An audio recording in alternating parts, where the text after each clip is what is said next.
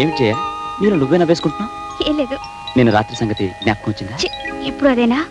మరేం జ్ఞాపకం వచ్చింది? మనం తిరుపతికి వెళ్ళామటండి.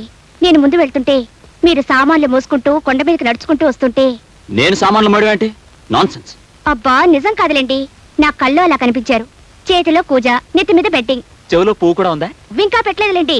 ఇంతలో మా ఫ్రెండ్స్ వాళ్ళని చూసి స్టాప్ ఇట్. నేను నెత్తి మీద బెడ్డింగ్ పెట్టుకుని రైల్వే కూలీలాగా నీ వెంట వస్తుంటే నీ ఫ్రెండ్స్ నన్ను చూశారా? వాళ్ళ ముందు నన్ను ఇన్సల్ట్ చేయడానికి నీకెంత ధైర్యం? అదేమిటండి అలా సీరియస్ అయిపోతారు? రేపు మనం తిరుపతి వెళ్ళామనుకోండి, పోనీ బెడ్డింగ్ కాకపోయినా సూట్ కేసు అయినా పట్టుకుంటారుగా. అంత కర్మ మనకేం పట్టింది? హాయిగా ఫ్లైట్ లో వెళ్ళి అక్కడి నుంచి టాక్సీ వేసుకుని వెళ్దాం.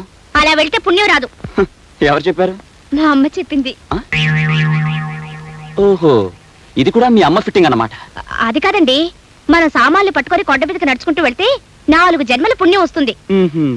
సామాన్లతో పాటు నిన్న ఒక భుజం మీద మోసుకెళ్తే 6 జన్మల పుణ్యం వస్తుందని చెప్పలేదు? నార్మల్.